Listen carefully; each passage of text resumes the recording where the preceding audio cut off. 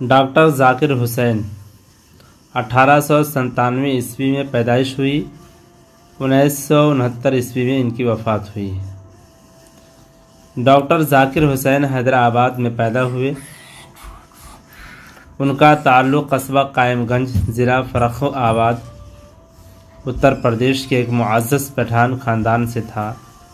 ان کی ابتدائی تعلیم اسلامیہ اسکول اٹاوہ یو پی میں ہوئی۔ وہ اعلیٰ تعلیم کے لیے علی گڑھ، الہ آباد اور جرمنی تک گئے۔ جرمنی سے انہوں نے پی ایچ ڈی کی ڈگری حاصل کی۔ ڈاکٹر ذاکر حسین کی شخصیت کے کئی اہم پہلو تھے۔ وہ بیک وقت ایک صاحب طرز، ادیب، ماہر تعلیم، قومی رہنما اور سیاستدان تھے۔ وہ جامعہ ملیہ اسلامیہ نئی دہلی اور علی گڑھ مسلم یونیورسٹی علی گڑھ کے وائس چانسلر رہے۔ انہوں نے صوبہ بہار کے گورنر، نائب صدر اور صدر جمہوریہ ہند کی حیثیت سے ملک و قوم کی غیر معمولی خدمات انجام دی۔ ذاکر صاحب کا ادبی سفر دنیا کی چند اہم کتابوں کے ترجموں سے شروع ہوا۔ ان ترجموں میں مشہور فلسفے افلاطون کی کتاب ریاست اور ایڈون کینن کے سیاسی اقتصادیات وغیرہ شامل ہیں۔ انہوں نے جرمنی زبان میں گاندھی جی پر ایک کتاب لکھی۔ بچوں کی تعلیم و تربیت اور بچوں کے ادب سے انہیں خصوصی دلچسپی تھی۔ انہوں نے بچوں کے لیے متعدد مضامین اور کہانیاں لکھی۔ ابو خاں کی بکری، لومڑی کی چالاکی، مور کا حسن، اونٹ کے ادب اور گھوڑے کی نرمی وغیرہ ان کی مشہور کہانیاں ہیں۔ سبق نمبر 8، احسان کا بدلہ احسان۔ مشکل الفاظ کے معنی: فریب، دھوکہ، تجارت، کاروبار، بیوپار، غرض، مقصد، مطلب، سائس، گھوڑے کی دیکھ بھال کرنے والا، اپاہج، جسمانی طور پر بیکار، ناکارہ، استبل، جہاں گھوڑے رکھے جاتے ہیں، تاجر، تجارت کرنے والا، کاروباری، احسان، نیکی، بھلائی، اچھا سلوک۔ سبق کا خلاصہ: بہت پہلے کی بات ہے کہ جب ہر طرف نیک لوگ بستے تھے، کوئی کسی سے دھوکہ نہیں کرتا تھا، ہندو مسلمان ایک دوسرے کا خیال رکھتے، جس کا جو حق ہوتا اسے مل جاتا تھا۔ اسی زمانے میں ایک شہر تھا عادل آباد۔ شہر میں ایک دولت مند تاجر رہتا تھا، جس کا دوسرے ملکوں میں لین دین تھا۔ اس کے پاس ایک قیمتی گھوڑا تھا جو اس نے کسی عرب سے خریدا تھا۔ ایک بار اسے گھوڑے پر بیٹھ کر یہ دکاندار تجارت کی غرض سے جا رہا تھا۔ بے خیالی میں ایک جنگل میں چلا گیا۔ اس نے دیکھا کہ 6 آدمی اس کے پیچھے آ رہے ہیں۔ آگے بڑھ کر 2 آدمیوں نے اس پر حملہ کر دیا۔ اس نے ان کا مقابلہ کیا، مگر یہ دیکھ کر کہ وہ 6 ڈاکو ہے، اس نے پہلے گھوڑے کا رخ گھر کی جانب کر دیا۔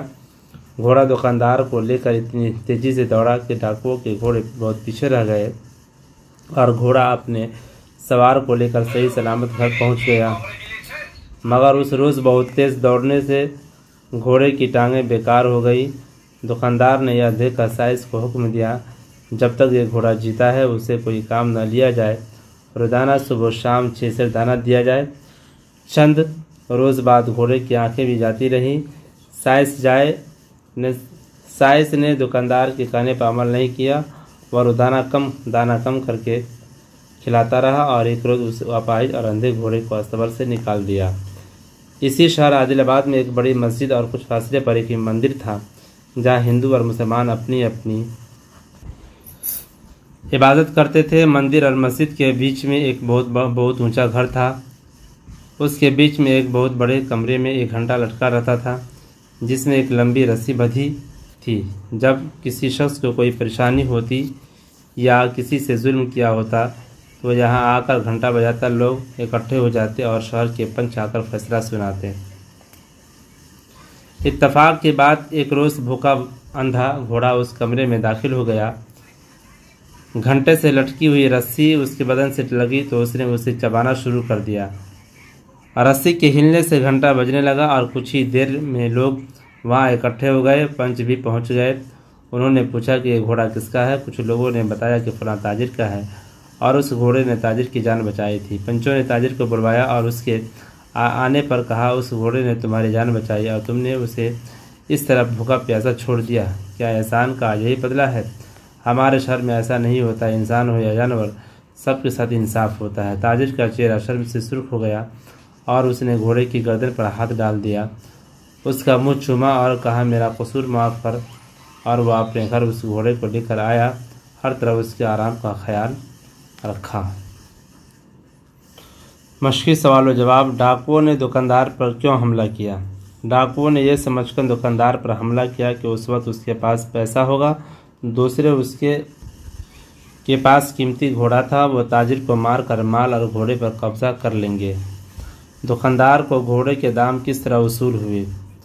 घोड़े ने खतरा महसूस कर लिया और वह इतनी तेजी से दौड़ा कि सब डाकुओं के घोड़े बहुत पीछे रह गए और घोड़ा दुकानदार की जान बचा कर ले आया। इस तरह दुकानदार ने जान बच जाने पर महसूस किया कि घोड़े के जो दाम उसने दिए थे वो आज वसूल हो गए। साइस के बर्ताव की वजह से घोड़े को क्या क्या तकलीफ़ें उठानी पड़ी? साइस ने रोज़ बरोज़ घोड़े का दाना कम कर दिया और एक रोज़ उसे अस्तबल से निकाल दिया। बेचारा घोड़ा रात भर अस्तबल के बाहर बारिश और तूफान में खड़ा रहा। साइस के बर्ताव की वजह से घोड़ा भूखा प्यासा रहा और इधर उधर मारा मारा फिरता रहा। ऊंचे मकान में घंटा क्यों लटकाया गया था? ऊंचे मकान में घंटा इसलिए लटकाया गया था कि अगर किसी शख्स पर कोई जुल्म करे, माल दबाए या हक मारे तो वह उस घंटे की रस्सी को पकड़ कर खींचे ताकि घंटे की आवाज़ सुनकर लोग जमा हो और पंच आकर फैसला करे। घोड़े ने घंटा किस तरह बजाया?